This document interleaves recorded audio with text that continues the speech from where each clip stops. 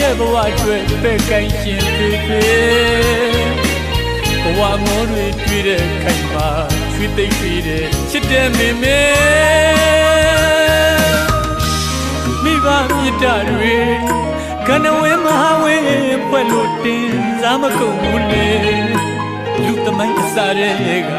တူနိုင်မရတဲ့မြတ်တာရှင်ဖေမေသာသမီတွေအတွက်အသက်ပေးဖို့နဲ့အဖေမေသာသမီတွေအတွက်ဘဝပေးရဲ့ချစ်နေစင်ကြယ်တဲ့မြတ်တာများနဲ့ပင်လေကြီးလို့ခန္ဓာကဆမ်းပြသွားပဲစီစဉ်အကျဉ်းနာတွေအခုလိုနေဝေးကမှမိဘမြတ်တာအကျဉ်းနာရိတ်ကူပို့လို့တမ်းတာနေလေ